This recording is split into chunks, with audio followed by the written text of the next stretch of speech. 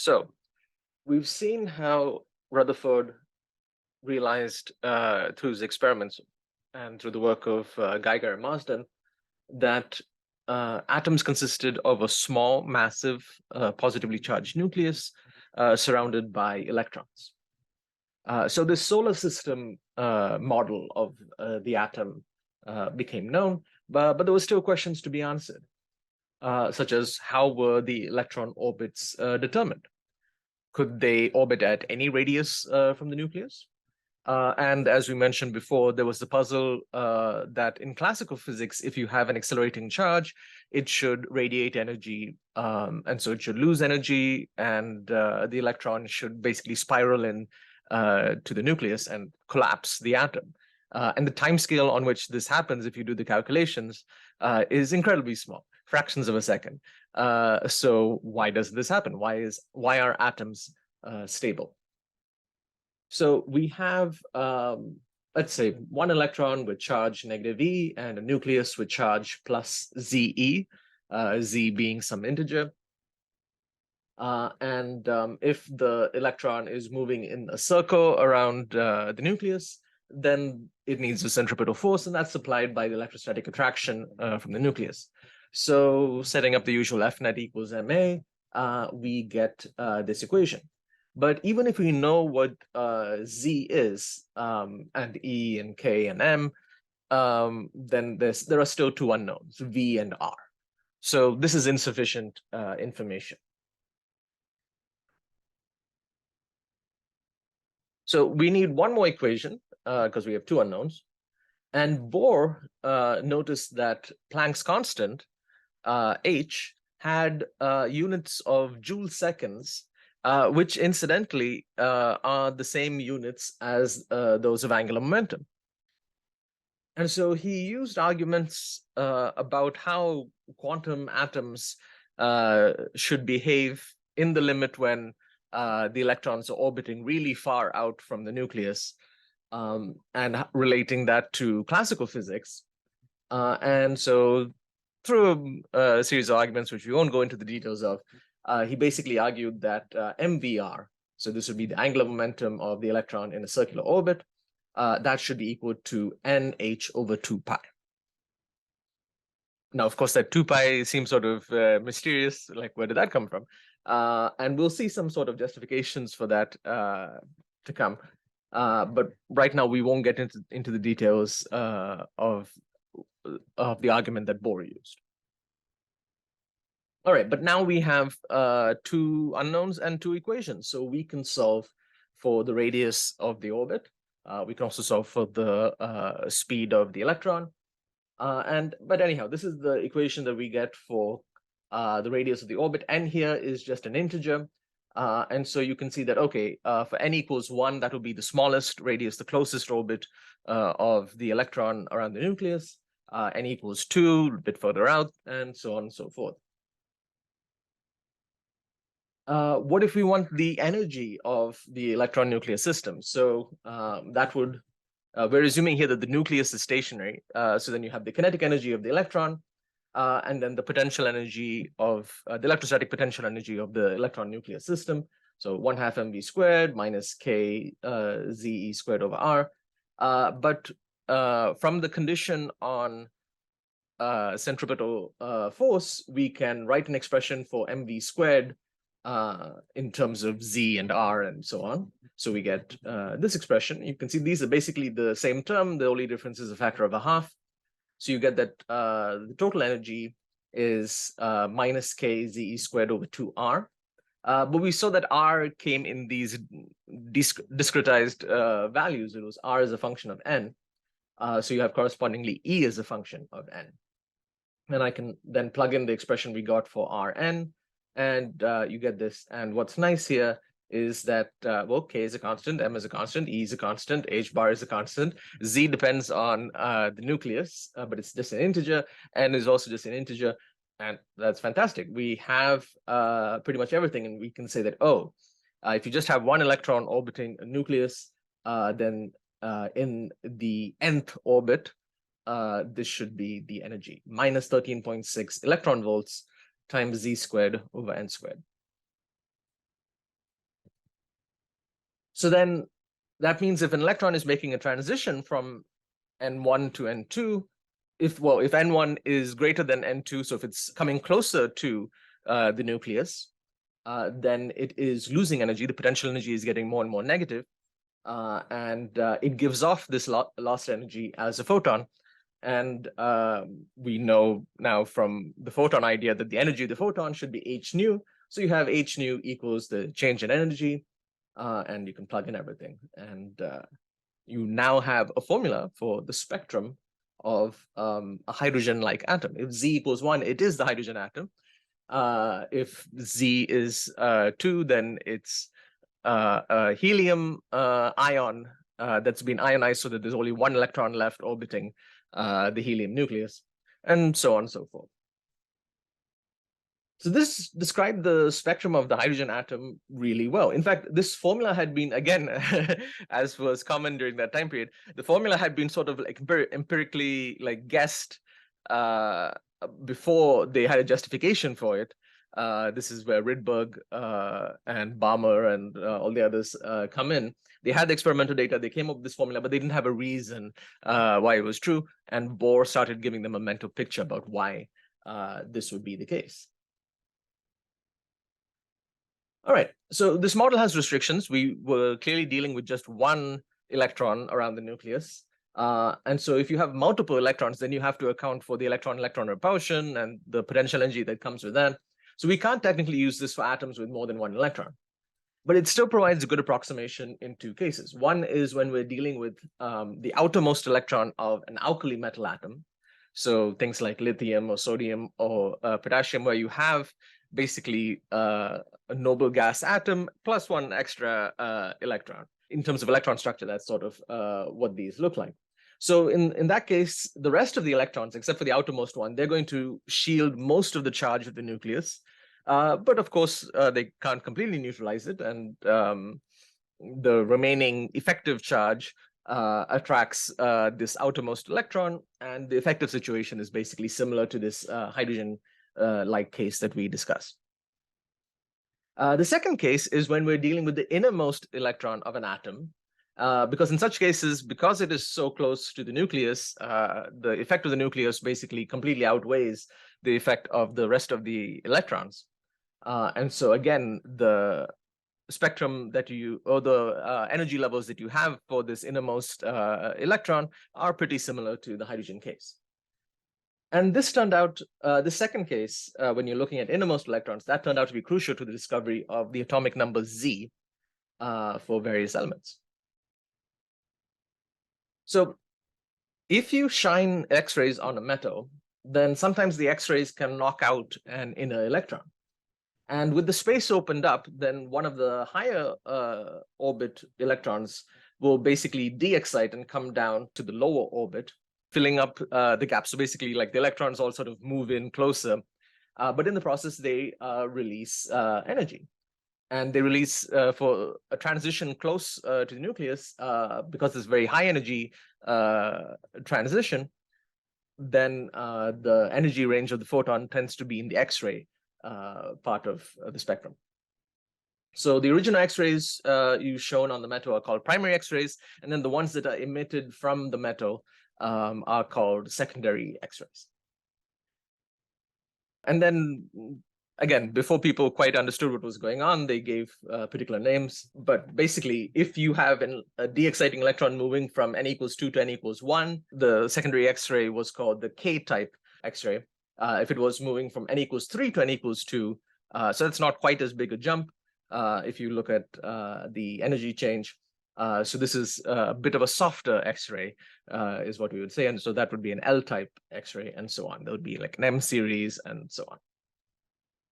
And what scientists noticed was that the secondary X-rays frequencies were specific to the type of metal or other element in the target, right? The frequency of the X-rays that you got from an aluminum target were always the same for the secondary X-rays. There was a characteristic K-type frequency, characteristic L-type frequency, and so on. But then if you change your target to, say, tungsten, you got a different characteristic frequency. So Harry Moseley took on the challenge of measuring X-ray frequencies, the secondary X-ray frequencies for multiple elements. And what he found matched Bohr's ideas very well. So again, we have, okay, this is the energy of the secondary X-ray photon that's given off, and that must correspond to the change in energy of the electron. And so, yeah, we can just plug in the formulas that we derived. And if we just focus on nu and z, what we see is that, oh, okay, nu is going to be proportional to z squared, right? 13.6, this comes from just a bunch of constants. If you're looking at the K-type X-rays, then you know the values of N1 and N2.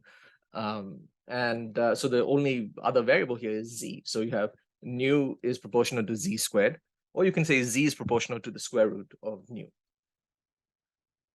And here is some of Moseley's data. And so you can see that if he's plotted the square root of frequency on the x-axis.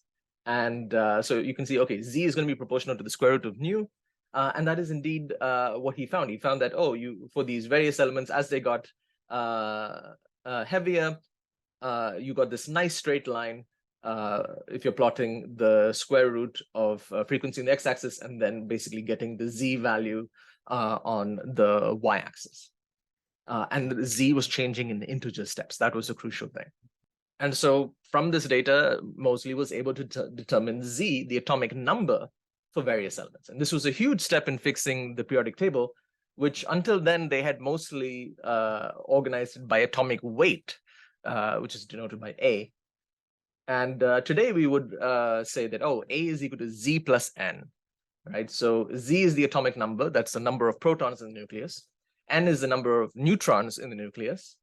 I think the neutron was discovered around 1932. And A is the atomic weight. So you can see that, I mean, as you go to heavy and heavier elements, A is increasing and Z is increasing. So that they're roughly proxies to each other, but there were enough, depending on the isotope you're looking at, there are enough differences that if you're using A instead of Z, you can get some confusing results. So actually determining what Z was for various elements allowed scientists to put the elements in order and even discover that there were missing gaps, that there were elements that they had not found yet, that like, oh, we're missing Z equals 43, for example, and so on and so forth. I think they found that there were like 4 missing gaps below uranium, which has Z equals 92. A quick digression. So we've talked a bit about how like all these experiments involved X-rays and measuring the frequencies of X-rays. So how do you do that? So if you shine X-rays onto a crystal, so a crystal is basically a repeating formation of atoms. So you can imagine having 2 crystal planes of atoms, and these are the incoming X-rays. And then they basically reflect off of the atoms in the crystal planes. And yeah, they just go off at some other angle. And what we're going to do is look at this nice symmetric situation where they come in at an angle theta to the crystal plane. They reflect by the law of reflection again at an angle theta to the crystal plane. And what you see is that, oh, if you compare this photon with this photon, initially they are in phase, right? You can see that by this green line that the peaks match up, and they continue in phase up to this point F. But what's happening here? This upper photon immediately reflects here, whereas this bottom photon has to travel this additional distance of Fg, and then Gh, and then after that the paths are the same in length for the 2 photons again. So there's this path difference of Fg plus Gh, right? And if the X-ray photons came in phase, what we're interested in is when do they go out in phase? And that will only happen if this path difference is equal to an integer number of wavelengths. So you can see that, oh, okay, at point O, it's a minimum. So that means that going from F to G to H, we need an integer number of wavelengths so that, again, when we start measuring from O and from H, respectively. If they are again in phase and they're both at a minimum, then they will remain in phase as they go out. And if they're in phase, then you have constructive interference. So you will see a bright X-ray spot in that case. So if the distance between the crystal planes is d, and if this angle is theta, then you can show from geometry that this angle is also theta. So then we're trying to find this path difference fg, and then again gh, and you can show that this is basically d sine theta. So you have d sine theta plus d sine theta, so you have 2d sine theta, and the condition is n lambda, so you have an integer number of wavelengths equals 2d sine theta.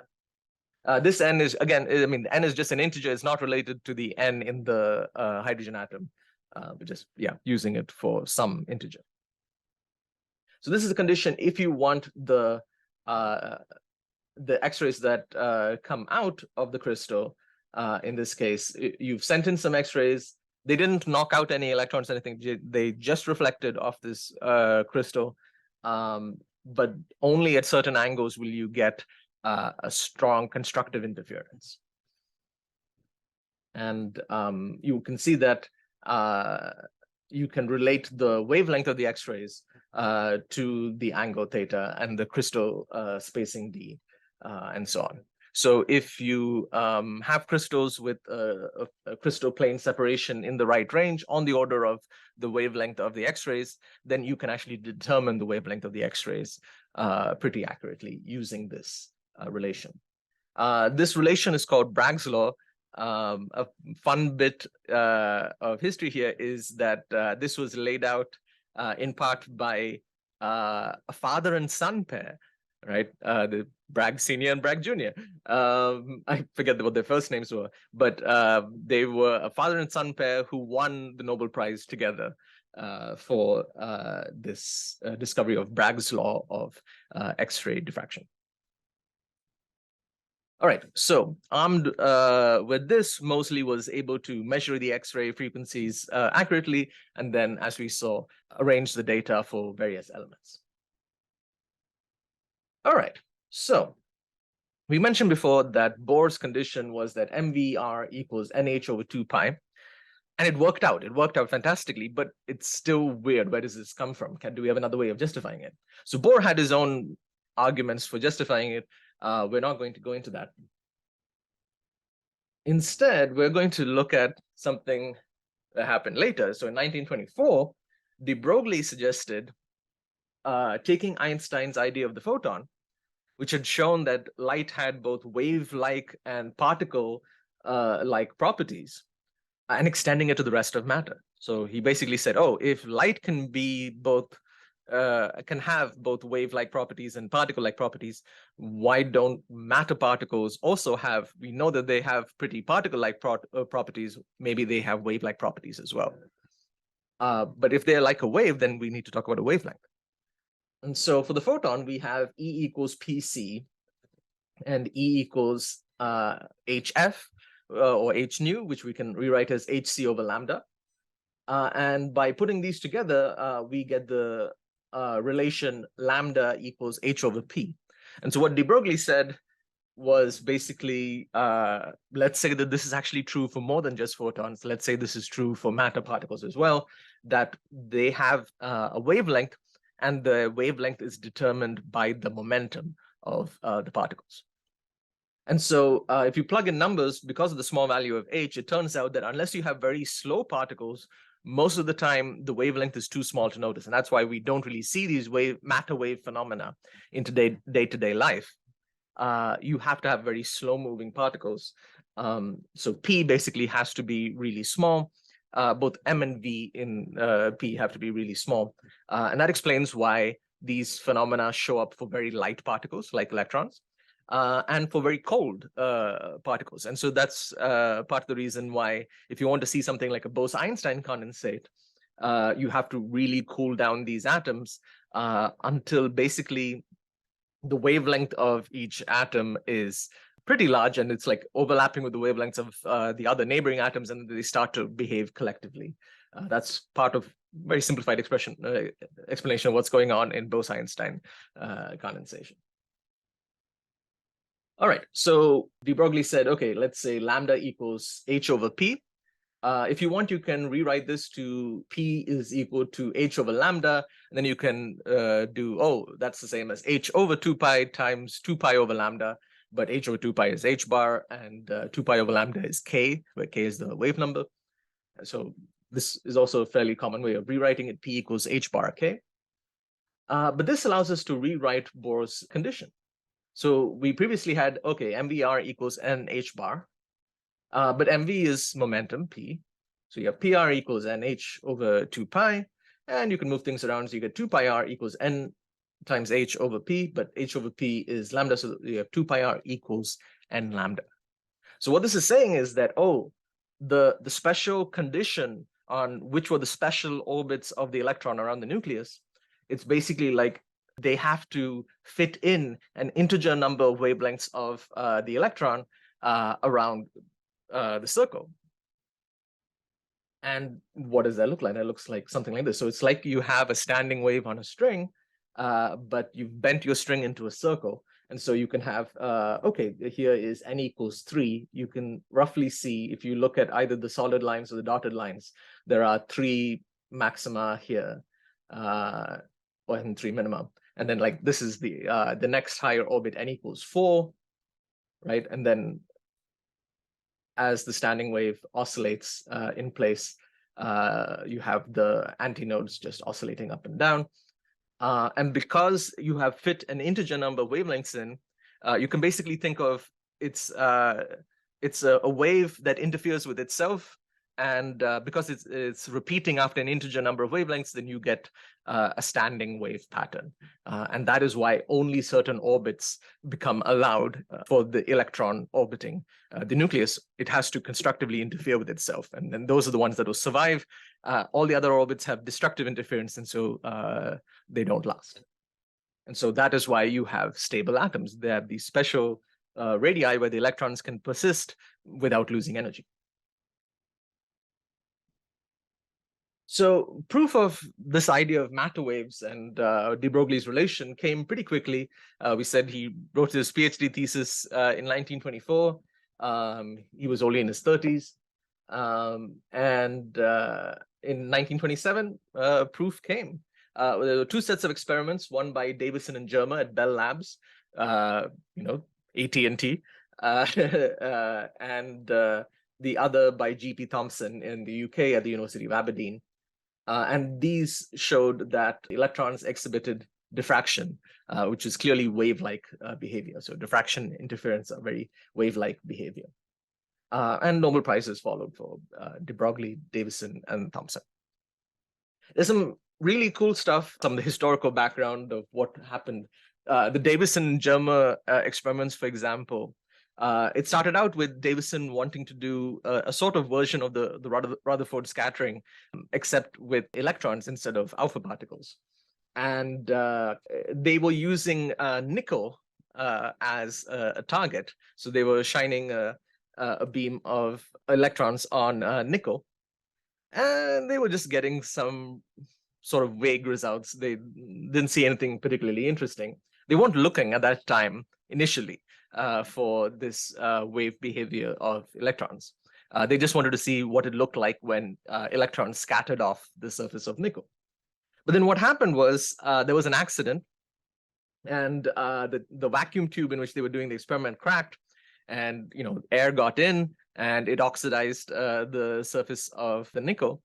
And so they're like, oh, we have to repeat the experiment, and we got to try and rescue this nickel crystal. So what they did was they heated up the nickel, the idea being that, oh, if you heat up the nickel in a vacuum chamber, then eventually, once you get it hot enough, the oxygen in the nickel oxide on the surface will sort of boil off, and you can sort of get it back to relatively pure nickel. And indeed, that mostly happened, but something they didn't expect happened as well, something they didn't realize. Because they heated up the nickel, it initially was this sort of mishmash of nickel crystals. When they heated it up, it basically reformed into just a few much larger nickel crystals, instead of just being a mishmash of really, really small nickel crystals. And so they got dramatically different results then. And when they realized that, okay, there was, they like brought it to someone who had more experience with crystalline structure, and they realized, oh, okay, these crystals had reformed much larger. And they realized, okay, let's just stick with one large nickel crystal. So they cut it down to just being one crystal so they could get fairly clean results. So yeah, so that was going on. And then Davison went off with his wife on sort of a second honeymoon, but he was still keeping up on the physics news, and so like visited a physics conference. And then he found out, he was trying to keep up on stuff, and he found out people talking about, oh yeah, electrons and matter waves, and we should be able to see diffraction. And he realized that that his experimental data contained like hints of this wave-like behavior of the electron.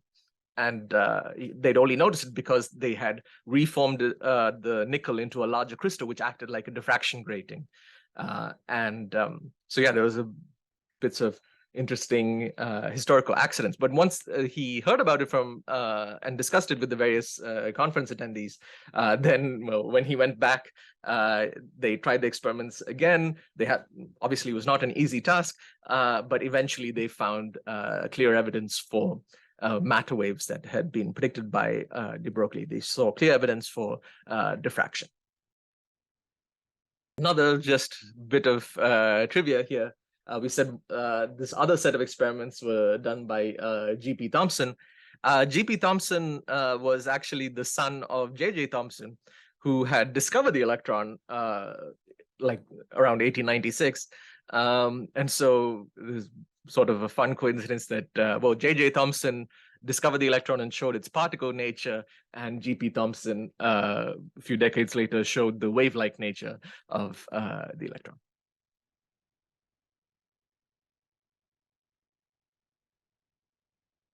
All right, so that sort of explains things, right? We have an explanation for Bohr's mysterious quantization condition. But here's a pretty nice quote from Library text you can find on the internet. So de Broglie's doctoral thesis, defended at the end of 1924, created a lot of excitement. And shortly after it was published, in the fall of 1925, Peter Debye, who was a professor in Zurich, and he had succeeded Einstein's professorship chair over there, he suggested to Erwin Schrodinger that he give a seminar on de Broglie's work, and Schrodinger gave a presentation on de Broglie's work. But at the end, Debye remarked that he considered the whole thing sort of childish, because if you have this matter wave, why should it confine itself to a circle? If it wasn't as if there was an actual string going around the nucleus, the real waves, the electron waves, were in 3D space, and they diffracted and diffused, and they should obey three-dimensional wave equations. And so yeah, if the electron was a wave, that it needed to obey a wave equation. And so that was sort of the challenge that Schrodinger took up. And yeah, a wave must obey some wave equation. And then very quickly, between 1925 and 1927, Schrodinger and Heisenberg laid the foundations of new quantum theory. Schrodinger came up with what we call wave mechanics. Heisenberg came up with what we call matrix mechanics. And then eventually they showed that the two ways of looking at it were equivalent. Some interesting stuff. Heisenberg, when he came up with it, he wrote down the required mathematical relations, but he didn't recognize that they were referring to like vectors and matrices, because vectors and matrices actually at that time were not really a standard part of the undergraduate curriculum at that time. But when he showed it to his collaborators, Jordan and Bohr, I think, and the others, they realized that, oh, wait, these mathematical relations have the structure of matrix multiplication, matrix subtraction, and so on. And it was only since then that we've realized the importance of vectors and matrices in physics and started to include them in curriculum.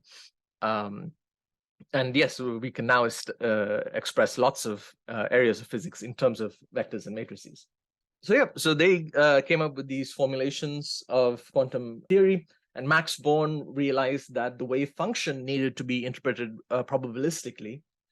It wasn't that you had an electron that was like smeared out, that its charge was distributed and smeared out, and rather that the wave function was just telling you the probability of finding the electron in various positions at various momenta and so on. So we're pretty much at the end of this historical survey. We've seen and met a lot of historical figures. As people, they're not really the best people. We can't really consider them as heroes. We shouldn't try and defend them.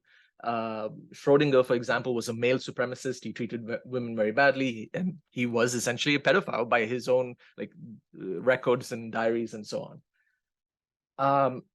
But in this course, we're not really going to focus on the people so much. We're going to separate the art from the artist, and we will leave our historical path now, without forgetting it, to consider the Schrodinger equation. And here's a very sort of abstract, simplified version of Schrodinger's equation. And in this course, we will see what these various symbols mean. Much of the historical introduction for these three historical background videos was taken from both Wikipedia and Weinberg's lectures on quantum mechanics. The first chapter there is fantastic historical survey of the background to quantum mechanics. Images taken from Wikipedia and all over the internet. So yes, credit where credit is due.